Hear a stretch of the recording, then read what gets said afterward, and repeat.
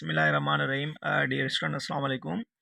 आज हम 9th class में से कुछ MCQ सोल्व करेंगे।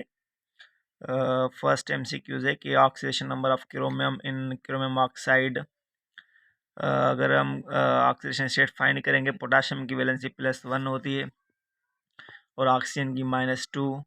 इस हिसाब से अगर हम कैलकुलेट करेंगे तो इसका आंसर आएगा +6। ठीक है।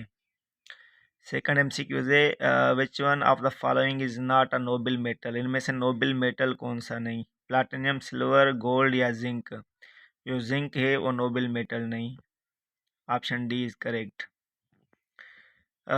थर्ड है कि valence electronic configuration of carbon is NS2 to NP3 या NS2 to NP2, NS2 to NP1 या NS2 to NP4। Valence electronic configuration होगी NS2 to NP2, क्योंकि अगर कार्बन की इलेक्ट्रॉनिक कॉन्फ़िगरेशन करेंगे तो 1s2 2s2 2p2 आएगा। इस हिसाब से बी इज़ करेक्ट। फोर्थ में all of the following correct for alkali metal except. Option A के more reactive than alkaline earth metals, B में less electropositive than alkaline earth metals, C में they have low IP than alkaline earth metals.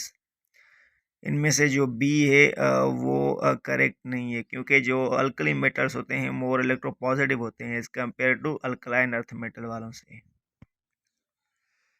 Fifth में कि all of the following examples of colloid except starch, jelly, बिलर्ड या chalk in water. जो option D है वो correct है, क्योंकि चाक इन वाटर ये होता है सस्पेंशन। 6 में के solubility of the following salt increase by increasing the temperature except potassium nitrate, sodium nitrate, potassium chloride या लिथियम सल्फेट।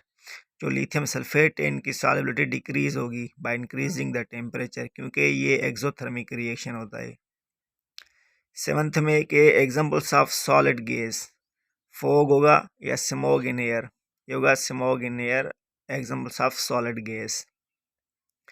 8th में all of the following correct for allotropy except they have same chemical properties, ये सही है। या they have different physical properties, ये भी सही है। सी में है कि वाइट फास्फोरस मोर रिएक्टिव, ये भी सही है। जो डी है red phosphorus is less reactive, ये भी सही है। जो ई है मीन्स कि ऑल ऑफ दीज ये करेक्ट होगा। सारी की सारी जो स्टेटमेंट है इसमें करेक्ट है। अब 9th में होगा correct statement for boiling point. Boiling point के लिए करेक्ट स्टेटमेंट कौन सी है इनमें से? पोलर है high boiling point than non polar, या ईथर है low boiling point than water, या boiling point depend upon external pressure, या ऑल ऑफ दीज। मीन्स के सारी की सारी स्टेटमेंट करेक्ट हैं इसमें। पोलर की जो बॉइलिंग पॉइंट होती है वो हाई होती है, ईथर की लो होती है boiling point is compare to water से। 10th में एब्सोल्यूट टेम्परेचर इज 0 केल्विन या 273 सेंटीग्रेड, या 0 केल्विन -273 सेंटीग्रेड। मीन्स के B option is correct. 11th में highest rate of diffusion, highest rate of diffusion किसका होगा? कार्बन डाइऑक्साइड, अमोनिया या chlorine gas. ये बी ऑप्शन करेक्ट होगा, अमोनिया, क्योंकि अमोनिया का मास कम होता है तो रेट ऑफ डिफ्यूजन भी ज़्यादा होगा इसका। 12 में ट्रांजिशन एलिमेंट्स आर, वो ट्रांजिशन जो एलिमेंट्स होते हैं वो मेटल होते हैं, नॉन मेटल या गैसेस, वो सारे के सारे मेटल्स होते हैं।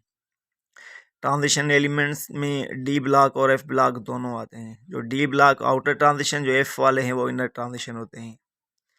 13 में least electronegative element present in which